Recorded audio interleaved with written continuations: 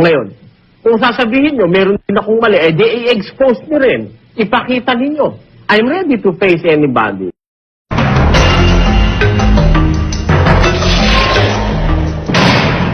Pinaparataan ko ba si Pablo? Eh, tinan mo itong, ikaw ang mapagparatang gago ka eh. Di ba?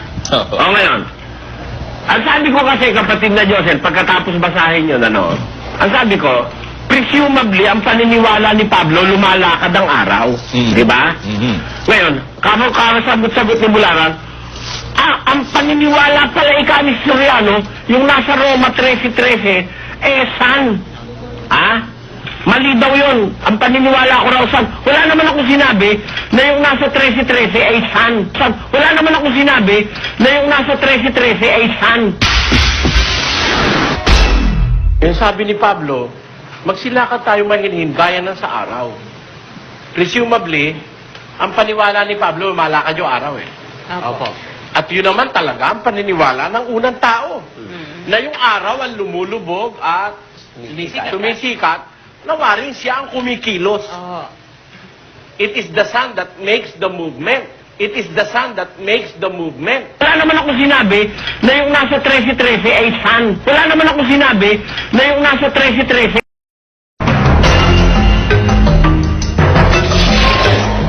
Kaya itong interpretasyon ni Ginoong Manalo na ang dalawa raw na ginawang isang taong bago ay si Kristo at ang Iglesia, ito po'y mali. Yan ang pahayag niya. Mali raw po yung aming sinasabi na ang isang taong bago binubuo ng isang ulo na yan ang Panginoong Sukristo at ang Iglesia na katawan ng Panginoong Sukristo. Kapatid Ramil, tinutuligsa ni Eliseo Soriano yung tungkol sa ating paninindigan na ang isang taong bago ay ang Panginoong Sukristo bilang ulo at ang Iglesia bilang katawan. Ang sabi ni Eliseo kanina, kaya itong interpretasyon ni Ginoong Manalo na ang dalawa raw na ginawang isang taong bago ay si Kristo at ang Iglesia, ito po'y mali. pero tanong, sa ibang pagkakataon, Nako. nang marinig niya yung ating tamang paninindigan, ano na ang sinasabi ni Eliseo Soriano? Kung susundan yung kanyang termino, doon sa una nating ipinarinig, kapatid na Michael, tungkol sa bituing gala, abay, pinulot niya. Yung doktrina, yung aral na sinasampalatayanan po ng Iglesia ni Cristo. Ito po ang katibayan. Pakinggan natin si Eliseo Soriano. Siya ang wika, si Kristo ang ulo ng katawan sa makatwidbagay na Iglesia. Pinagsama ng Diyos, pinaglapat si Kristo at ang Iglesia para makabuo ng isang bagong tao. Tandaan niyo po yon. Isang bagong tao. Si Kristo, pinagsama niya ang Iglesia at si Kristo para bumuo ng isang taong bago. Napansin po ba ninyo mga kaibigan na ang pinupuna ni Eliseo kanina na paninindigan ng Iglesia ni Kristo na ang pinag-isa na isang taong bago ay ang Kristo bilang ulo at ang Iglesia bilang katawan, ba? Yun na rin ang paninindigan niya ngayon? Kakokopya doon sa ibang relihiyon, kapatid na Michael, nagkakasalungatan na kanya yung kanyang Hayag na hayag po. Nagmamarunong itong grupo ni Soriano lalo si Soriano at si Josel. Dahil sa binasa ngayong Hebrew alphabet, mali naman yung basa. Josel, ikaw ba yung uri na maghahamon sa amin, sa Iglesia ni Cristo, sa mga ministro? Saka yung puno mo, walang kamuang-buang ay kapatid na Michael. Kaya tuloy, yung nagtanong, ang nasabi tuloy, dahil sa mali yung basa ni Josel Pakibasa mo nga kapatid na Josel kung may letter J sa Hebrew alphabet. Ito po ang mga Hebrew alphabet. Vav, Hey, Deled, Gimel, Vet, Bet, Aleph, Final, Chaf, Shaf, Kaf, Yud, Tet, Shef, Zain, Ain, Semek, Final, Nun, Nun, Final, Mem, Mem, Lamed, Resh, Kev, Final, Shadi, Shadi, Final, Fei, Fei, Pei, Taf, Taf, Sin, Shin. Nagsimula siya doon sa Kaliwa. Kaliwa, sa Vav. Oho. Papuntang doon sa Aleph. Instead, ang dapat sana, Josel, ang unang binasang letra, Aleph. Sapagkat yung Right. Aleph, yun ang first letter ng Hebrew alphabet, Josel. Ano ang huling letra? Ang huling letra, Tav. Tav. Tav. Abay, nangyari doon sa ating pinarinig, Kaya ang konklusyon tuloy nung nagtanong yung sin ang pinakakahuli-hulihang letra ng Hebrew alphabet. Dahil at hindi rin sinaway ni Soriano. Bakit? Napapansin ko, hindi rin alam ni Eliseo Soriano. Yan ba ang haharap sa diskusyon o sa debate?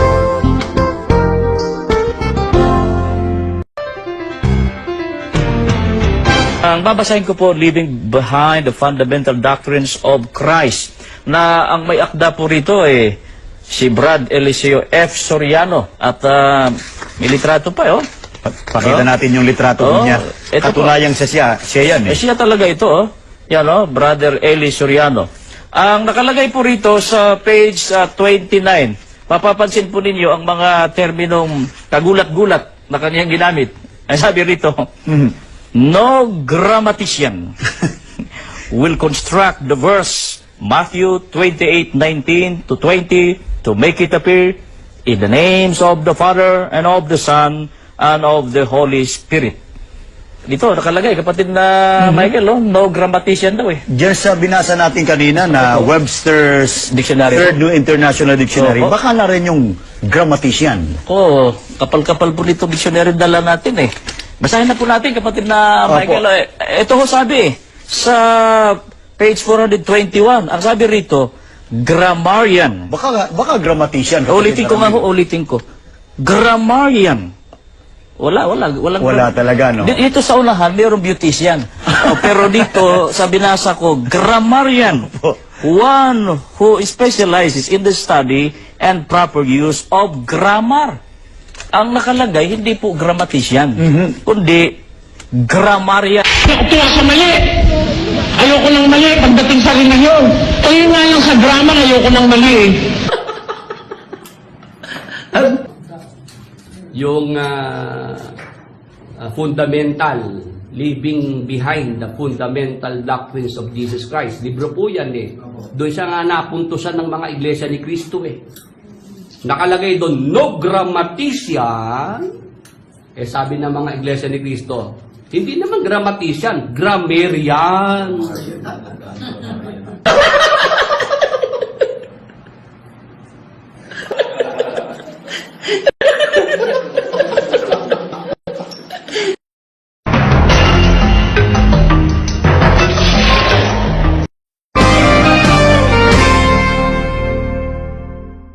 May halay din yun si Cristo, may halay din, Nakakaramdam din siya ron. Yung Cristo ng Katoliko, parang inisente ko lang nakaramdaman. Yung Cristo ng Biblia, nakakaramdam ng halay yun. Kaya nga nung narapitan siya ni Maria Magdalena, hihipuin siya sa aking Cristo. Huwag mo ko hipuin. Dahil bakla ba si Cristo? No!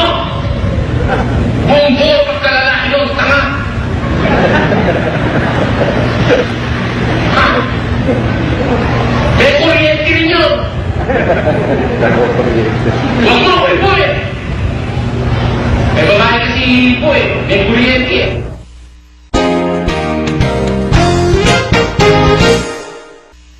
Yung naramdaman mo kapatid na babae, naramdaman ni Cristo yun. Yung naramdaman mo kapatid na lalaki, naramdaman ni Cristo yun. Yung naramdaman mo kapatid na tomboy, naramdaman din ni Cristo yun. Yung naramdaman ni kapatid na bakla, naramdaman din ni Cristo yun.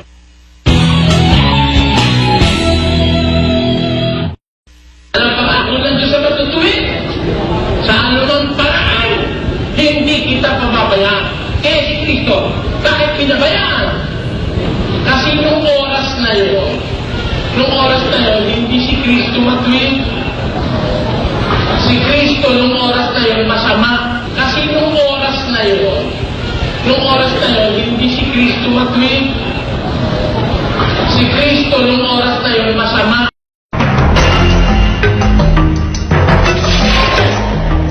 Akala ni Maning nung lumayas siya, natutunan niya na lahat. O, kita mo ngayon, Maning. Ito, alam mo ito. Nako, kahit alin religion na libutin mo, hindi mo makikita ito. Makikita namin sa linggo. Anti-Sabadista, saksi ni Jehovah, all the major religions of the world, pati yung yoga, binasa ko. Wala naman yun Lahat sila naniniwala ang pagkain ng Satanas alabok, at yun ang tao. Mali. Mali. O, kita mo? Lahat sila naniniwala ang pagkain ng Satanas, alabok, at yun ang tao. Mali. Mali. O, kita mo? Ano yung nasa Henesis 3:14? At sinabi ng Panginoong Diyos sa ahas, sapagkat ginawa mo ito, ay sumpain ka ng higit sa lahat ng hayop at ng higit sa bawat ganid sa parang. Ang iyong tiyan ang ilalakad mo at alabok ang iyong kakanin sa lahat ng mga araw ng iyong buhay. Ano kakanin? Ayun yung alabok. Yung laman. Lima. Ano kakanin? Ayun yung alabok. Yung laman. Lima. Lahat sila naniniwala ang pagkain ng Satanas, alabok, at yun ang tao. Mali. Mali. O, kita mo? Ano kakanin? Ayun yung alabok. Yung laman. Lima. Mali. Mali. O. Number 5. Patutunayan daw niya na nabautismuhan si Juan Bautista. Si Juan Bautista raw, hindi raw nabautismuhan. Sabi ko, magandang tema yun kapatid na Willie. Bakit po, Brother Eli? Patunayan nilang hindi nabautismuhan si Juan Bautista, papatunayan natin nabautismuhan. Laban? Apawe! Sino po ang nagbautismo kay Juan Bautista? Ang si Juan Bautista po ay isinugong bautisador ng Diyos mag-uumpisa ng panahon ng ating Panginoon Kristo. Siya tagapaghanda ng daan ni Kristo na siyang leader Kristyanismo. Kaya hindi po siya sakop nung aral sa bautismo kasi si Kristo po ang may aral ng bautismo. Hindi po sakop si Juan. Kaya po si Juan ay walang mababasa sa Bibliang siya ay binautismuhan ng sino man. Kasi hindi po siya sakop nun eh.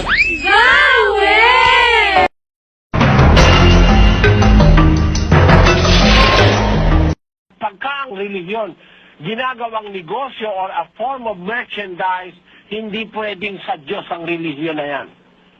Walang possibility na yung religion ay totoo pagka ginagawang merchandise o negosyo ng kanilang mga pastor, ang kanilang religion. Thank you. I appreciate your tweets in my tweets also. Ako, maraming kalakal. Ngayon, meron tayong piggery, meron tayong palaisdaan, meron tayong tindahan sari-sari, meron tayong tindahan ng feeds, may tindahan tayo ng tubig. Halos lahat ng kalakal, may restaurant tayo. Lahat ng pwedeng pagkakitaan, subukan ko na. May kahulugan akong panty, brief, medyas, mga sapatos.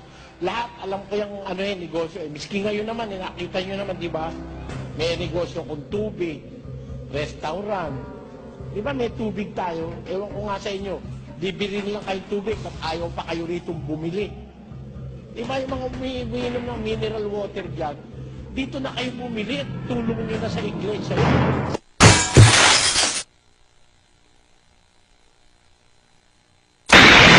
Pero siguro for the first time, maririnig nyo sa amin na si Satanas hindi pa naihahagis. Bakit? Lalabas namang walang kapag-ipag-ibigan Diyos na ihagis niya sa lupa si Satanas. Ha? Ang hindi lang naiintindihan ng iba, ihahagis si Satanas dito pag wala na rito yung matutuwid. At inihagis ang malaking dragon, ang matandang ahas. Bakit matanda? Doon pa nga sa Henesis nabasa na natin eh. Kaya nga sa Mateo naglahi na eh. Di ba? Inihagis ang malaking dragon, ang matandang ahas, ang tinatawag na Diablo. Pero siguro for the first time, maririnig nyo sa amin na si Satanas hindi pa naihagis. Inihagis ang malaking dragon, ang matandang ahas, ang tinatawag na Diablo, at Satanas. Si Satanas hindi pa naihagis. Inihagis ang malaking dragon, ang matandang ahas, ang tinatawag na Diablo.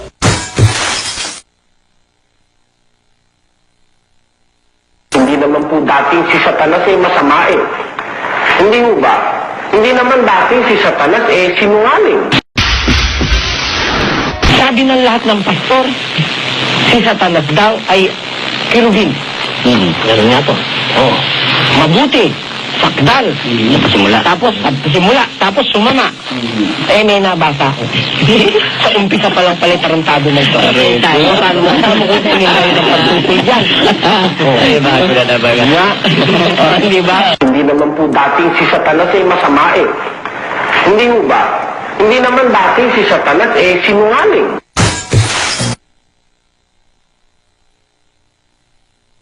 Actually, si Kristo, kapatid na Joseph, tinawag din sa Biblia na ibong mandaragit. Ibong mandaragit. Di ba naman yung ibong mandaragit na haring hero eh. Si Manalo na naman daw yun.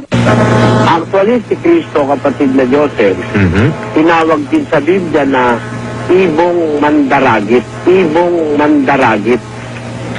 Opo.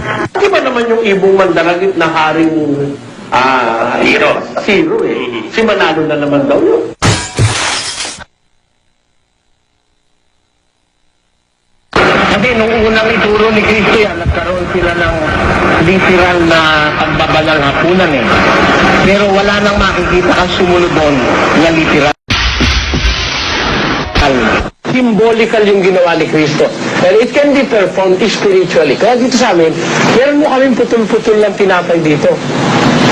Iniinom din namin ang katas ng ubas o ang dugo ni Kristo, hindi ho ni literal manner, hindi sa physical manner.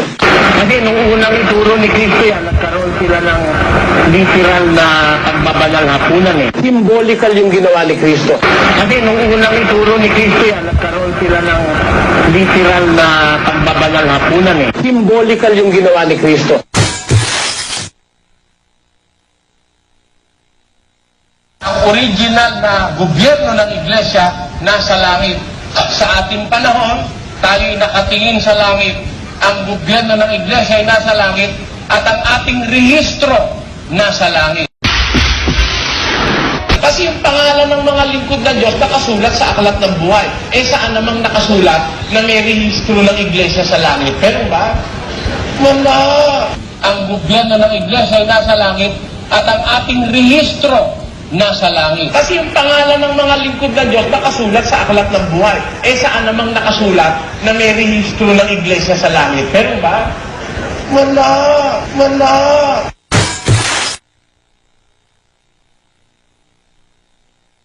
Ako po, naniniwala, yung isang mangangaral na talagang sa Diyos, hindi ka dapat kumandidato eh. Bakit? Ihahalo mo yung sarili mo dun sa alam mong maraming dumi. Yung politika. Pero ako hindi ako dyan. Ako hindi ako kakandidato. Pero kung naman preacher ka, kakandidato ka. Pwede ka ba maglikod sa dalawang Panginoon? Ayaw nga ni Kristo nun eh. Kaya yung mga kandidato dyan, mga preacher, huwag yung boboto yan, hindi tapat sa Diyos nila yan. Sabi ng Diyos sa Biblia, huwag kang hindi ka pwede maglingkod sa dalawang Panginoon, tapos leader ka ng reliyon, kakandidato ka. Buisit ka. Talagang yung mga miyembro mo, nililigaw mo. You will be hearing me from Malacanang Palace. Ganda nga yun Brad Josel Pag nasa Malacanang si Brother Eli, lahat ng channel ng television siya mapapanood. Tapos leader ka ng reliyon, kakandidato ka. Buisit ka. Talagang yung mga miyembro mo, nililigaw mo. Snoop Dogg. You know I'm mobbing with the D.R.E. It's the motherfucking Eagle Double G. Snoop Dogg. You know I'm mobbing with the D.R.E. Tapos leader ka ng reliyon, kakandidato ka. Buisit ka. Talagang yung mga miyembro mo, nililigaw mo. Ngayon, kayo nasa lagay ko. Mali nga yung itinayos. Nag-fight, senador, sa bagay, pwede na rin. Ang senador kasi nagagawa ng batas eh. Pero kung kulang tatanungin niyo, gusto ko mag-file ako, presidente, para mas malaki ang kapangyarihan. Leader ka ng reliyon, kakandidato ka. Buisit ka. Talagang ng mga miyembro mo, nililigaw mo. Pero kung kulang tatanungin niyo, gusto ko mag-file ako, presidente, para mas malaki ang kapangyarihan. Leader ka ng reliyon, kakandidato ka. Buisit ka. Talagang ng mga miyembro mo, nililigaw mo. Alam nyo, ganito ang problema, Mr. Domingo. Pag ang isang religious leader na nagsasabing siya'y alagad ng Diyos, pumayag na humalo sa politika, yun ang palatandaang hindi sa Diyos yan. Tandaan nyo. Di mali, kuya. Kasi sabi po ng Biblia sa isang mangangaral, yun ay kang kawal na nasa pagkakawal, wag hahalubilo sa bagay ng buhay na ito. Ayaw ng Diyos na yung kanyang kawal ng kabanalan ay humalubilo pa sa sanlibutan. Pero kung kulang tatanungin niyo, gusto ko mag-file ako, presidente, para mas malaki ang kapangyarihan.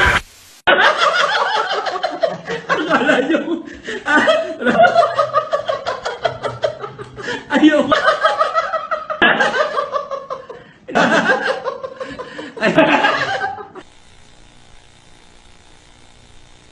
Pero, in spite of that, sinasabi ng Diyos, igalang mo, magulang mo, ang ama't ina mo.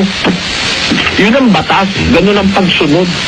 Kahit na matarantado pa yung tatay mo, yung tatay mo yun, di igalang mo. Tama po bang sigawan ng tatay na adik? Ang tatay mo adik? Aluin mo. Adik eh. At isumbong mo sa pulis. At lang na tumino. Alam mo, mahirap magmalaki ng magulang ngayon eh. Kahit na matarantado pa yung tatay mo, yung tatay mo yun, di igalang mo. Ang tatay mo adik?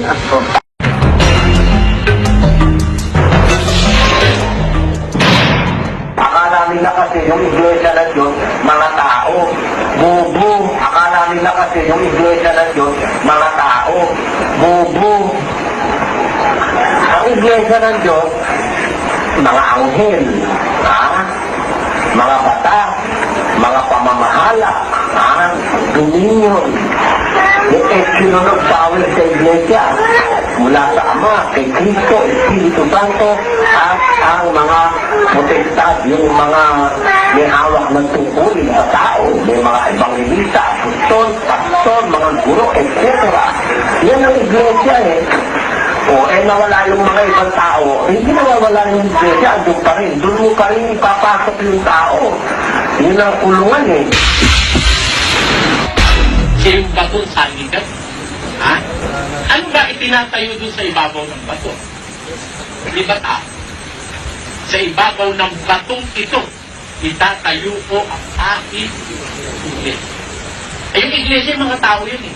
Di ba? Yung iglesia yung mga tao yun eh. Di ba? Yung iglesia yung mga tao yun eh. Di ba? Tao yun. Yung itatayo sa ibabaw ng bato.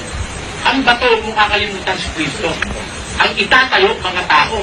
Ano-anong klase ng tao yung natatayo sa ibabaw ng batong si Kristo? Mateo 7:22. Ano-anong klase ng tao? Akala nila kasi yung iglesia ng Diyos, mga tao. Yung iglesia, mga tao yun eh. Di ba? Tao yun.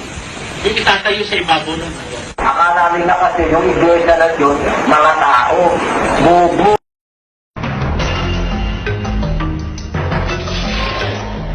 Pinupuna po ng maraming reliyon, yung pong doktrina ninyo na bawal ang pag-aasawa. Meron po ba itong batayan sana sa Biblia pa?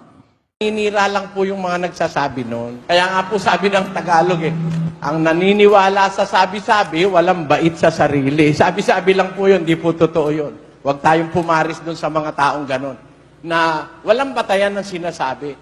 Kami po, pinipigilan naming mag-asawa ang kapatid na wala sa kondisyon.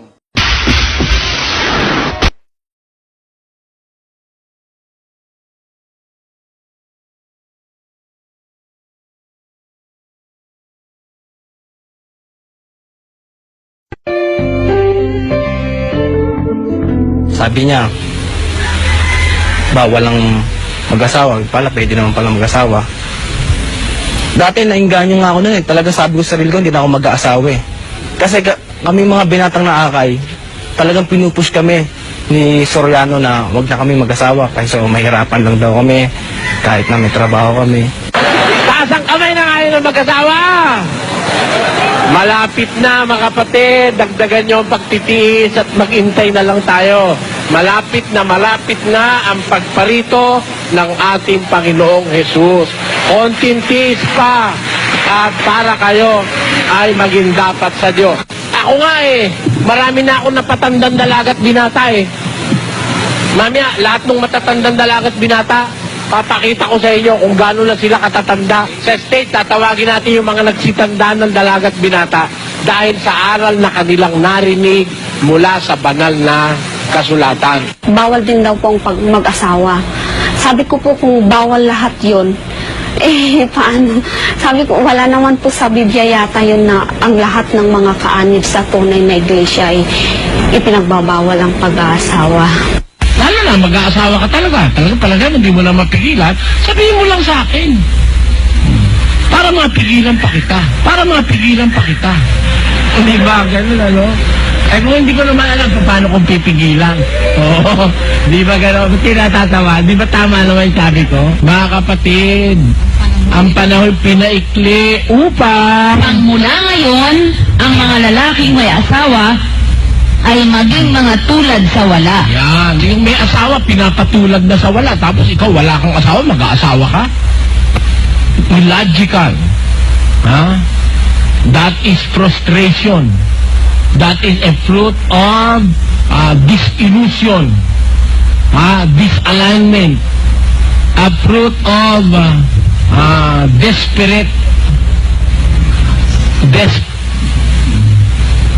desperation. Depression. Incorporation. Pagsama-samahin mo na lahat yun. Yung pag-aasawa nga nun, wala nang pinaparoon ng mabuti. Ang hinaharap niya, kabalisahan na patitindihin pa ng malaking kapighati ang dumarating. Maniwala kayo sa akin. At pag naniwala kayo, pag nasa langit na kayo, maaalala nyo. Ako siguro, hindi ako napunta rin sa langit kung hindi ako naniwala kay kapatid na Soriano. Bakit? Mahihirapan ka makapunta sa langit pag nag-asawa ka ngayon Kabalisan ang haharapin mo Kaninong aral ba ang pagbabawal ng pag-aasawa? Sa unang Timoteo 4:1 at 3 ay ganito ang sinasabi ni Apostol Pablo. Ngunit hayag na sinasabi ng Espiritu na sa mga huling panahon, ang iba'y magsisitalikod sa pananampalataya at mga kikinig sa mga espiritong mapanghikayat at sa mga aral ng mga demonyo na ipinagbabawal ang pag-aasawa at ipinag-uutos na lumayo sa mga lamangkati na nilalang ng Diyos upang tanggapin na may pagpapasalamat ng mga nagsisisampalataya at ng nakakaalam ng katotohanan.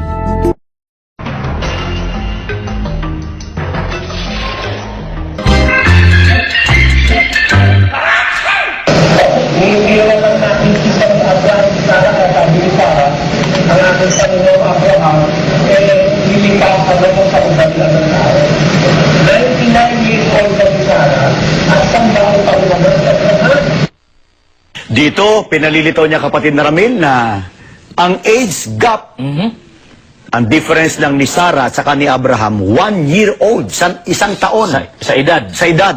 Sapagkat ang sabi ni Soriano mismo, ano sabi niya? Ang sabi niya, 99 years old na si Sarah, at isang bagong taon na Abraham. ito yung medyo maalam pa yung kanyang pagkasabi, kapatid na Michael Sipin mo si Abraham, 100 years old. Tama naman yun. Tama yun. 99 years old daw si Sarah. 99. Kaya 99 years old si Sarah, 100 years old naman si Abraham. Kaya para sa kanya, 1 year lang. 1 year lang ang gap ni Sarah at saka ni Abraham. Mali sa Biblia yun. Sa Biblia, 1 year ba? Kapatid na Ramil? 10 years po ang gap. 10 years. Ito po sinasabi, huwag sanang magalit po yung mga ng mga miyembro sa samahang yan. Ito, Biblia naman itong pinag-uusapan natin, kapatid na Michael. Sa Genesis 17:17, nagpatira pang muli si Abraham, ngunit napatawas siya ng kanyang maisip na siya'y matanda na. Nasabi niya sa sarili, magkakaanak ako, ngayong ako'y 100 taon na, at si Sarah, maglilihi pa ba iyon gayong 90 taon na? O, sino paniniwalaan nyo, mga giliw naming mga taga-subaybay? Si Soriano, mula ang propeta, o itong sinasabi po ng Biblia? Nang sabi po ng Biblia, maliwanag, nang si Abraham ay 100 years old, ay si Abraham, si Sarah na kanyang asawa, at that time, 90 years old, kapatid na Michael. 10 years ang gap. Ay, ako pati nga history at pati nga science na pagbubuksan ko because of the Bible. Yung araw, 193 million miles away. Naintindihan mo? To be exact, 192,800,000 miles away. Ganun kalayo ang araw sa mundo. Babasahin po natin ang patotoo ng science mismo. Babasahin po natin ang aklat, The World Book Encyclopedia of Science. Ito sinasabi sa page 56 sa pagkakaliwat sa ating wika. Ang araw, ang sun, ay ang ating pinakamalapit na bituin. Nakalagay sa average distance mula sa mundo na humigit kumulang ng 92,960,000 miles. Ito sinasabi ng science, no, na ang distansya ng Earth mula sa sun, almost 93 million miles lang. Pagka ini-round off. Opo, 92,960,000 miles. Kay Soriano, ano yung sabi niya? Sabi niya, To be exact, 192,800,000 miles away. Ganun kalayo ang araw sa mundo. Kung dun sa earthly knowledge, bobo ka. So much with spiritual knowledge.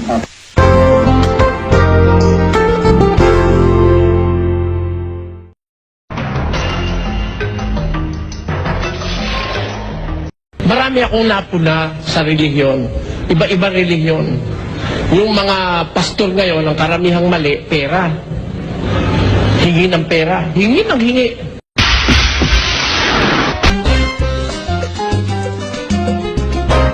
Pero humihingi lang kong tulong.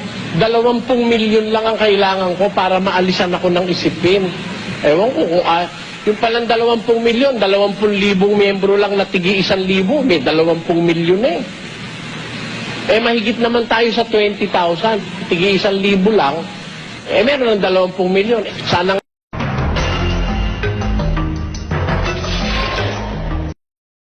magbibigay ayon sa pasya ng puso. Voluntarily. Ngayon, paano isinasagawa yung pagbibigay na voluntad? Hindi pinipilit. Walang insinuation. Walang insinuation. Sa mayayaman, 10,000, 20,000, 50,000, 100,000, hindi malaki yun eh. Sa mayayaman, 10,000, 20,000, 50,000, 100,000, hindi malaki yun eh.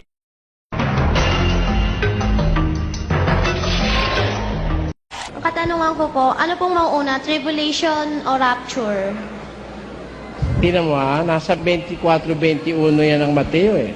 Sapagkat kung magkagayoy, magkakaroon ng malaking kapighatian na ang gayoy di pa nangyayari buhat sa pasimula ng sanlibutan hanggang ngayon at ni hindi na mangyayari kailanman.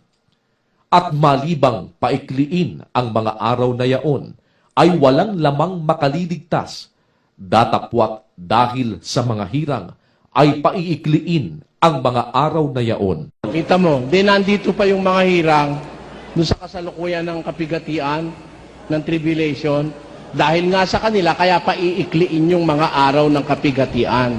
Therefore, hindi pa sila nararapture. Kasi kung narapture na sila, kasi hodang humaba ang kapigatian, di ba? Di mas nauna pa po yung yung kapigatian. tribulation. Yung tribulation, hindi mangyayari yan sa reign of Christ. Yung tribulation, last na yan last na. Paiikliin na ang mga araw, sabi ng Biblia. Those days shall be shortened. Ibig sabihin, matatapos na ang ang panahon. Ang mangyayari after na sinasabi na rapture, yung pag-agaw, ang mangyayari, eksakto yung sinabi mo, yun na yung millennium, yung millennial reign of Christ. Pero bago mag-umpisa yung millennial reign of Christ, pagka-rapture, meron munang meeting. Hindi napapag-ukulan ng pansin ng iba.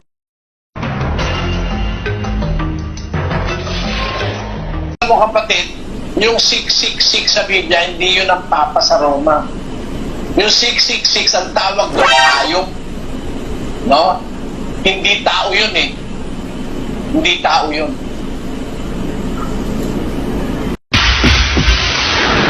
Alam ko sinong hayop yun, kapatid. Puntahan nga natin. Day. Vicarious Filii, ang kahulugan nun, kahalili ng anak ng Diyos. Yung Vicarious, kahalili yun Yung Filii, anak. Yung Day is Diyos. So, kahalili raw siya ng anak ng Diyos. Pag binilang mo yan, sa Roman numerals, ang suma niyan 666. Bakit Roman numeral? Kasi nung panahong isulat ang Biblia, ang naghahari sa Jerusalem ang Imperyo Romano. So ang ginagamit nila nung numerals ay yung Roman numerals. Kaya sa Roman numerals, kung babalik ka, hindi Arabic, ang suma nung pangalan ng Papa sa Roma, yung Vicarious Filii, 666. Babalikan natin yung Biblia. 13:18. Dito'y may karunungan. Ang may pagkaunawa ay bilangin ang bilang ng hayop sapagkat siyang bilang ng isang tao. Anong bilang? At ang kaniyang bilang ay 666. Swak na swak, kumbaga sa basket. Hindi pwedeng magkamali, may bilang na Ang bilang ginagamit yan to be certain, to be exact. Ang bilang ng hayop na isang tao na mangangaral, na nagmimilagro, na makapangyarihan sa buong mundo, anong bilang? 666. Sa Papa lang nandun yan.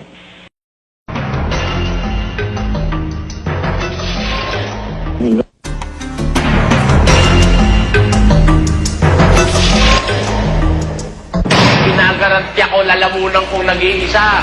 Lahat ng pastor na humihingi ng abulin ng Webes, tawagin nyo. Patutunayan ko, wala sa Biblia ang abulin ng Webes. Patutunayan ko, wala sa Biblia ang abulin ng Webes. Kung wala sa Biblia, dinadagdagan nyo yung nakasulat.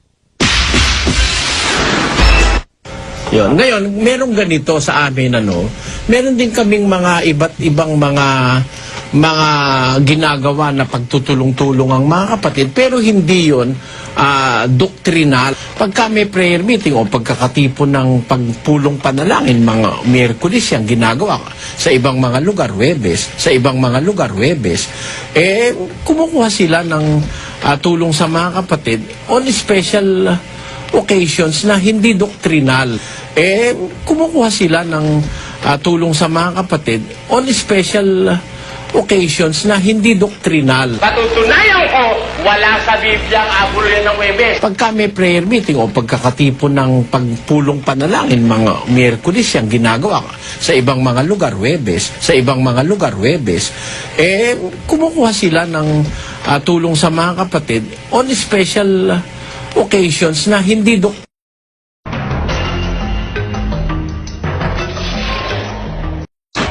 Naswertihan ko na ang kaloob ng Diyos sa akin, matandaan ko yung kanyang salita sa Biblia. Talaga hong natatandaan ko. Para patunayan ko, gusto nyo, patayin nyo lahat ng ilaw, babasahin ko Biblia.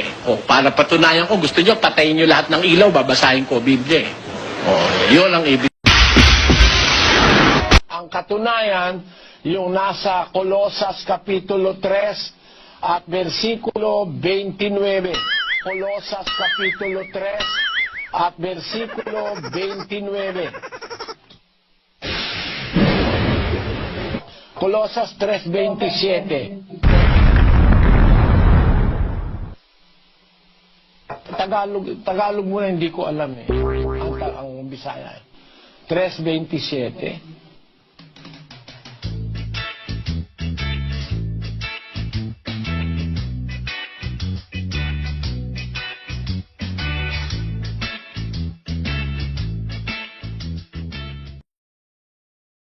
Bobo kayo talaga sa Biblia.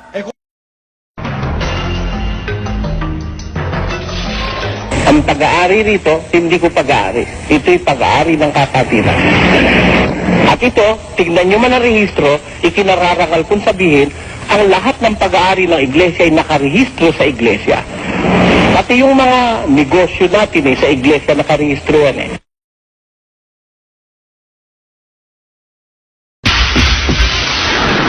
Ang katunayan, yung lupa, akin yun eh. Yun nga ngayon ay pinaninira nila, pinadadalhan ng mga kapatid natin ng mga Xerox copy. Bakit daw nasa pangalan ko yung lupa, ano? Ha? Apo. Yung mga lalo na nga safe dahil nasa pangalan ko eh. Kasi ang yun ang pinirmahan ko sa tatay mo, kapatid na Josel eh. Opo. Na lahat ng nasa pangalan ko ay magiging pag-aari ng iglesia sa panahong ito ay mabayaran. Kasi hindi pa naman bayad lahat eh. Di ba?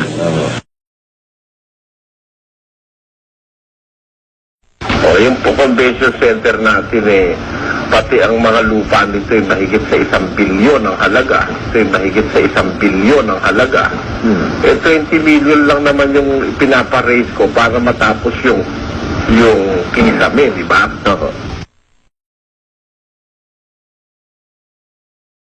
Kailangang ilitaw ng Iglesia ni Cristo, lalo na si Michael, yung kanyang paratang na kayo ang may-ari ng ADD Convention Center. At saka hindi. Palagay mo na, nakapagpakita siya ng papel na nasa pangalan ko na rin pati lahat-lahat yan. Opo. Pati ospital, pati eskwela, pati lahat-lahat. Nasa pangalan ko, no? Granting, ano? Alam niya ba naman yung ating palatuntunang panloob? Hindi Nakagaya nung pinirmahan ko sa kapatid na Malyari na ang lahat ng pag-aaring nasa pangalan ko, pag-aari ng samahan ko, ako'y mawawala.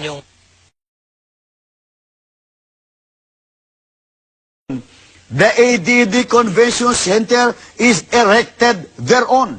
Kaya doon nakatayo yung ADD Convention Center. Kaya ang termino, the ADD Convention Center is erected thereon.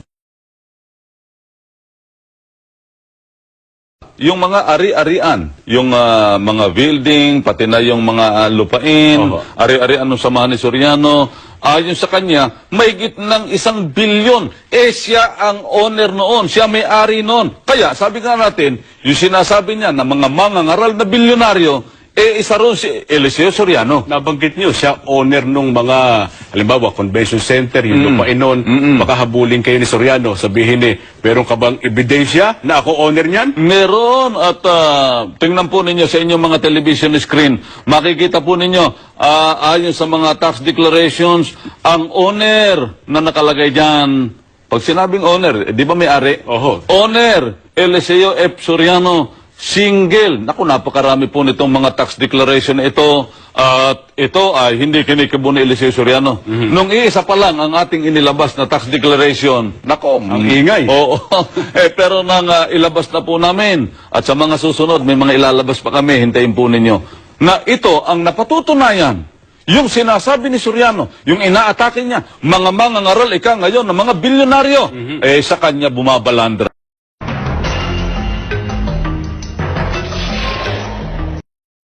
Sabi nila banal na hapunan. Wala sa Biblia yun eh. Ang nasa Biblia, hapunan ng Panginoon. Hindi banal na hapunan. Hapunan ng Panginoon. Huwag natin papalitan yung nasa Biblia. Tama si kapatid na sa amin kanina nung sabihin niya yung hapunan ng Panginoon. Kasi karamihan nagtatanong niya, banal na hapunan eh. Santa Cena. Wala sa Biblia yun. Sa lahat ng salin ng Biblia, walang Santa Cena. Kundi, ang nakasulat, Cena del Señor, hapunan ng Panginoon. Pansin nyo, nung magsanta Cena si Kristo at mga apostol, hindi naman nila tinawag yung kanilang miyembro para mag-abulo yan eh. 12 sila, nagsanta Cena sila kasama ang Panginoon, 13. Tapos nung magsasanta Cena na, umalis na si Judas para ipagkanuno siya. Tapos nung magsasanta Cena na, umalis na si Judas. Hindi. Ay, kapatid na Willie.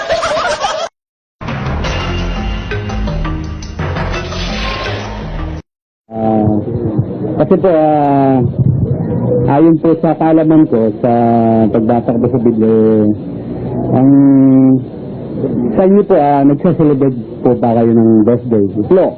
Alam mo sa Biblia, ang nagsaselebrate ng birthday, pagan. Mga hindi kumikilala sa Diyos. Kaya pag mayroong puno ng relihiyon, nagsaselebrate ng birthday, pagan yun, hindi Kristiyano yun. Maraming salamat. Maraming salamat.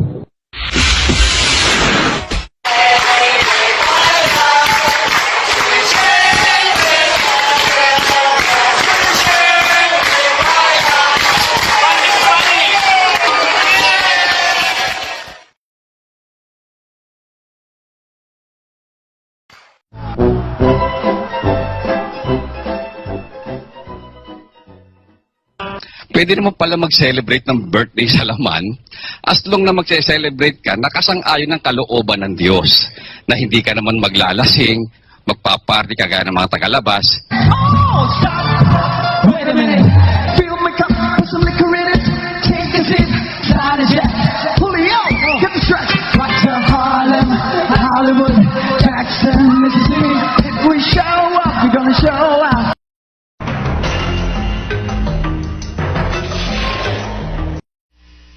Kung ano po yung pagkakata ng relihiyong Iglesia ni Cristo sa relihiyong ang dating daan.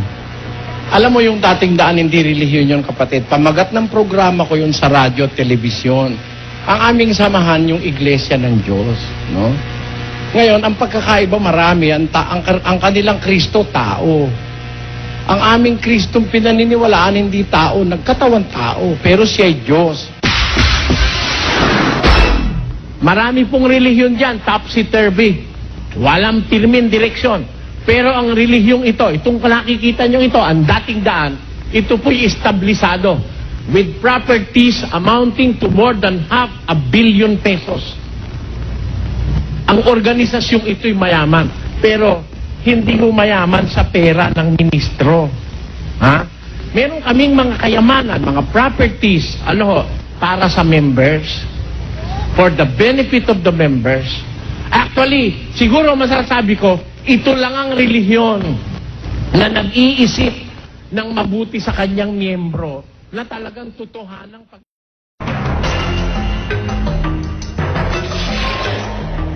Ang minamahal ng Diyos, yung nagbibigay ng masaya. Kaya kayo nananagot sa Diyos, no? Pero para turo ko, o ikaw, 1,000 ka, 5,000 ka, hindi ganon. Dito, basta ayon sa binasyan ng puso mo, maluwag sa kalooban mo, at ayon sa pagkakilala mo. O, pag-isipan niyo mga kapatid, baka gusto niyo ko tulungan. 20 milyon. Gusto niyo, magtututuro ako ng tigi-tigisang milyon, 20 tao. Meron eh. Oh.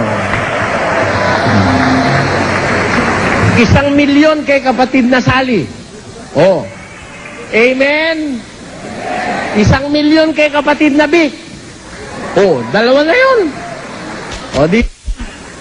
Oh. 1 milyon kay kapatid na Celso. Ilan na? Oh. 5 milyon kay kapatid na Alfred. Ilan na yon? Wala na. Tamo kalahati na. 1 milyon kay kapatid na Lawrence. Oh. Ilan na? 9 na. 1 milyon kay kapatid na Gloria. Ilan na? 10 lang. Tamo, dali. Sa abuloy man ang kay Kristo, sukli. Sukli. Sukli. Bumili ng Pepsi, ng Coke, ng lumpia. Lahat ng benta riyan nabibili. O, pag mag-aabuloy na, ang apuloy, 5, 10, 20. Yung mga sukli, pinang-abuloy. Meron pa ako nakita nung araw, Kung kahit ko lang sa inyo, wala naman siya rito na ngayon eh. Ito, salamat. May dala-dala 1 lechon. Sarap niya, kako. Bili ko yan sa David doon eh. Bili niya raw doon sa Maynila, sa La Loma. Magkano yan ha, sabi ko? 2005. Sarap. Talaga ang buong lechon. Binigay pa sa akin yung ulo eh. Tapos, may sumpo. Ang baon. Siguro ang baon niya 5,000. 5,000. Baon niya sa salamat. Nakakotse siya. Nung mabuksan-buksan ko yung abuloy, 100. Ba? 5,000 yung lalamunin niya. Para sa gawain ng Diyos, 100. Pero mo isang bangus na gano'n, may 100 yun eh. O yung ba inihulog nyo na lang sa kahon para sa gawain, hindi mas maganda. Gusto nyo maparangalan ng Diyos? Kahit na siniguelas eh, magagamit mo yan eh. Eh, hindi naman kinakain na ikaw ng Diyos sa siniguelas. Hindi nga. Eh, isang tiklis yan, benta mo. Magkano? Magkano? Magkano sa tiklis siniguelas? 500. 500 piso. O, yung 500 piso, nilagay mo sa gawain ng Diyos. Nagamit ba yung lasones o hindi? Ay, yung siniguelas o hindi? Gamit. Miyembro. Di ba pinag-usapan natin nun yung offering natin, iuuna natin, ano? Kasi yung iba, pag wala na, pag hapon na, naibili na lahat ng pera, bili mansanas, ubas, reno, kung ano-anong kakanin, lechon. Mamaya konti, wala ng pera, sukli na lang yun. Kaya ang nangyayari, ang ino-offer niya sa Diyos, yung sukli. Kakahiya naman yung gano'n.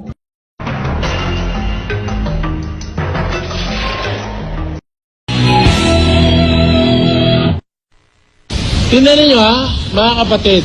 Tayo nasa prinsipyo eh. Di ba sabi ko, huwag kayo magiinom ng soft drinks. Tama? Masama sa katawan yun eh. Para pakita ko sa inyo yung prinsipyo natin, hindi tayo nagtitinda ng soft drink. Nagtitinda ba tayo o hindi? Wala rito soft drinks sa compound. Sino nananagana sa pagtitinda ng soft drinks? Di ba yung nasa mga labas? Pero mo, dealer ako ng Coke. Dealer ako ng Fanta. Dealer ako ng Pop, Cola, Sarsi. Dealer kami ng Pepsi, ng Pure Foods Hotdog. Lahat ng pwedeng pagkakitaan, pinapasok namin. Sa abuloy man ang kay Kristo, sukli eh. Sukli. Sukli. Bumili ng Pepsi, ng Coke, ng lumpia. Lahat ng benta riyan nabibili. O, pag mag-aabuloy na, ang apuloy, 5, 10, 20. Yung mga sukli, pinangabuloy. Hindi. Mga kapatid na Willie.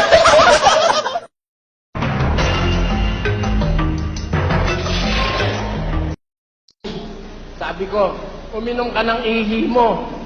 Ang tawag doon ay, ano tawag doon?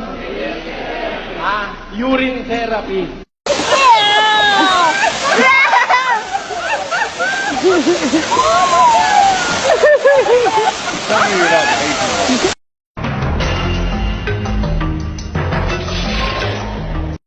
Mga negosyo, kundi sinasaid ang mga miyembro sa hinihingi niyang abuloy. Takbo ko nun sa kapatid na miding. Tulungan mo ko kapag na miding. O Bradley, basagin natin yung alkansya. Binasag, pambayad sa radyo. Takbo ko sa Magalang. O, takbo ko kay kapatid na Sinding. Takbo ko kay kapatid na Blanca. Yun, mga takbuhan ko yan. Mga kaibigan ko yung mga yun. Si kapatid na Sinding. Yung matay na yun. Takbo ko kay kapatid na Boy, Sunga. Yan. Kaya magkakamag-anak na sunga na yan. Eh ngayon, palaki ng palaki gawain, takbo ko sa kanila, Bradley, wala na. Wala na. Naubos na namin ang kanilang kayamanan. Naisanlanan ni Blanca yung bahay niya.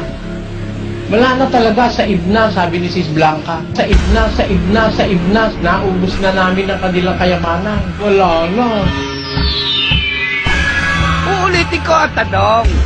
Sino ang tinutukoy ni Eliseo Soriano na pastor na walang karunungan, maraming negosyo, matakaw sa pera, at sa demonyo? Kasi iba pa talaga yung matanda, maraming inaasikaso, hindi ka walang pira. Mahirap ko. Bigyan niyo akong pera, sigla-sigla ng konti. Bigyan niyo akong pera, sigla-sigla ng konti. Bigyan niyo akong pera, sigla-sigla ng konti. Bigyan niyo akong pera,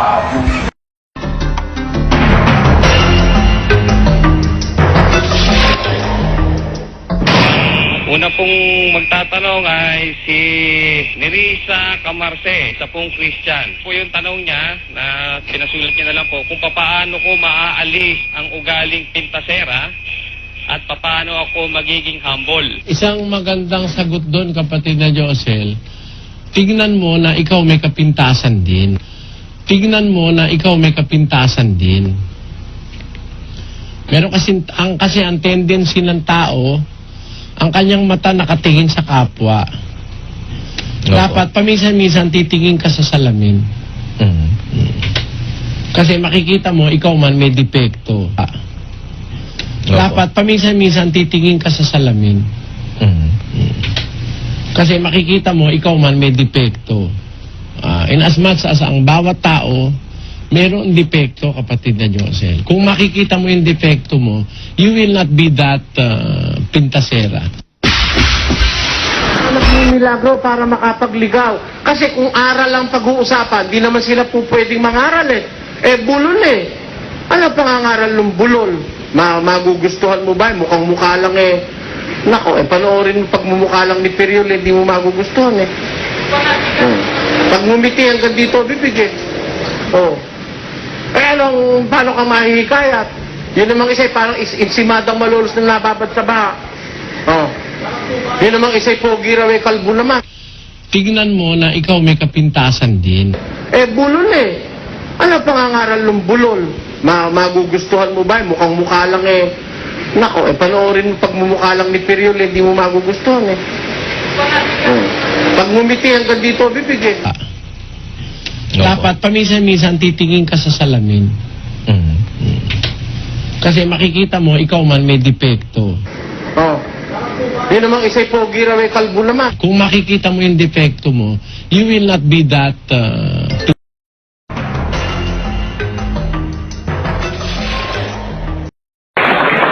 Ang anak, Diyos, ang ama, Diyos, pagtay ba ang kapangyarihan nila? Of course, hindi. Pagtay ba ang kapangyarihan nila? Of course, hindi. Pagtay ba ang kapangyarihan nila? Of course, hindi. Anak nga yung isa eh. Di ba, ikaw may tatay? Pag nakipantay ka sa tatay mo, pangit. Di ba? Pag nakipantay ka sa tatay mo, pangit. Di ba?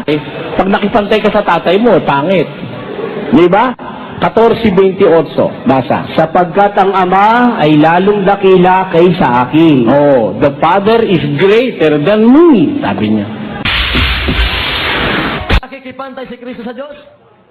Nakikipantay talaga siya sa Diyos pag sinasabi niya na kanyang Ama ang Diyos. Talagang pakikipantay sa Diyos yun. Pag sinabi niyang Ama niya ang Diyos, ibig sabihin magkauri sila. Magkapantay sila. Ibig sabihin, magkauri sila. Magkapantay sila. Ibig sabihin, magkauri sila. Magkapantay sila. Ibig sabihin, magkauri sila. Magkapantay sila. Talagang pantay sila ng Diyos eh. Magkauri sila. Kaya sabi niya, ako at ang Ama ay isa. Sabi ng mga Hudyo, bakit ka nagpapakunwaring Diyos? Kasi, pakikipantay nga sa Diyos yung pag sinabi mo na yung Diyos mismo ang tatay mo. Bakit? Magkauri kasi kayo eh. Kaya nakikipantay talaga siya sa Diyos. Talagang yun ang totoo. Hindi naman mali yun eh. Grabe na.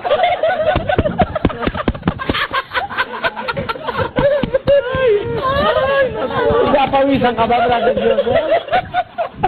Grabe na. Hindi makayanan ng lola. Hindi ko matek.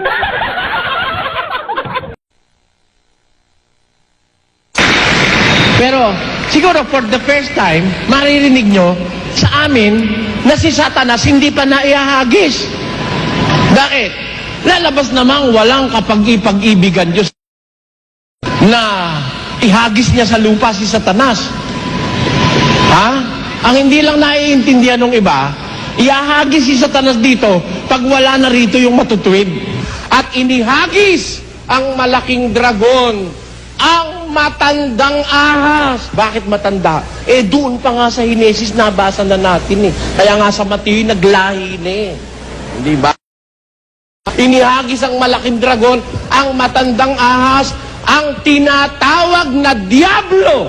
Pero Siguro for the first time, maririnig nyo sa amin na si Satanas hindi pa naihahagis. Oh. Inihagis ang malaking dragon, ang matandang ahas, ang tinatawag na Diablo at Satanas. Si Satanas hindi pa naihahagis. Inihagis ang malaking dragon, ang matandang ahas, ang tinatawag na Diablo. Bakit matanda? Doon pa nga sa Hinesis nabasa na natin eh. Kaya nga sa Mateo naglahi na eh. Hindi ba natin eh? Kaya nga sa Mateo naglahi na eh. Hindi ba? Naglahi na eh. Hindi ba?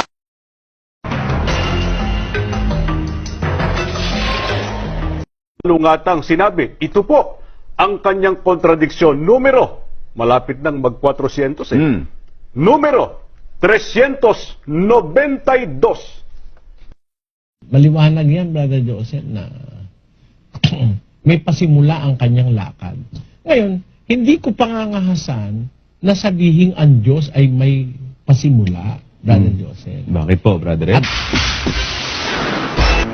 Malay mo kung ang Diyos ay may pasimula. Malay mo kung saan siya nanggaling. Malay mo kung kailan siya nag-umpisa. May pasimula talaga eh. Dapat nating makita. Alin ang bumaba sa ilalim ng lupa? Yun yung kanyang yung espiritu, yung kanyang kalagayang espiritu na binuhay na ayon sa espiritu ng Ama. Immediately, kasi pagkabatay niya sa krus, ibinigay niya ang kanyang espiritu sa Ama, yung kanyang buhay. Pero binigay uli ng Ama agad yun, kasi ganun niya kamahal ang anak eh. No? Pero naipakita ni Kristo ang heroism doon. Paano po yung Rodeli? Binigay niya yung buhay niya dahil sa tupay, kaya nga siya mahal ng Ama eh. E di pati yung buhay nakaloob sa kanya ng Ama, ay talagang namatay yun. Binigay niya. Hindi ang sakripisyo niya lang yung laman.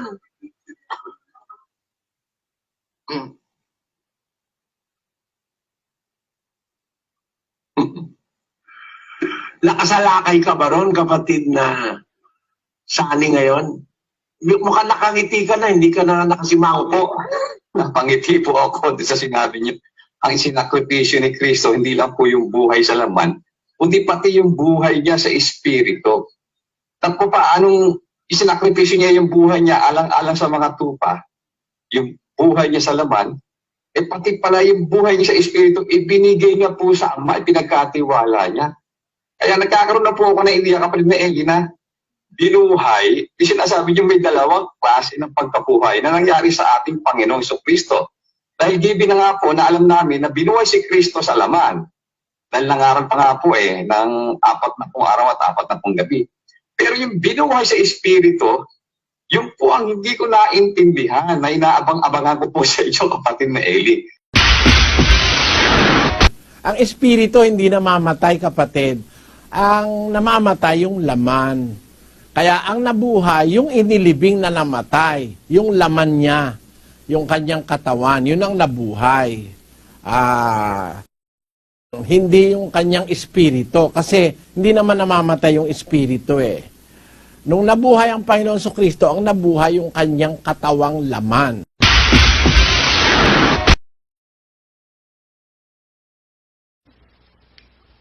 Po, ito po kay kapatid na Sar C. Bombase mula sa Chicago. Di ba po ang espiritu di namamatay? Bakit po kay Jesus Christ namatay o binigay niya sa Ama? Ganon alam naman niya na hindi mamamatay ang espiritu. Salamat po sa Diyos. Alam mo, kapatid, ang espiritu pwedeng mamatay. Yung kaluluwa nga namamatay yun eh. Ay ginawa daw na tunay na Diyos? Kasi nung pagka-Diyos ni Moises, ang gumawa yung Diyos. Kaya sabi ng Diyos kay Moises, ginawa kitang Diyos kay Paraon. O sasabihin ni Iglesia ng Cristo, di ka hindi tunay na Diyos. Alam, hindi tunay. Siya na nga ang gumawa. Meron ba naman ang Diyos meron ba namang ginawa ang Diyos na hindi tunay? Laban Atame! Wala naman tayo sinasabi, si Moses yung ginawa ng Diyos na tunay na Diyos eh. Wala naman nun eh.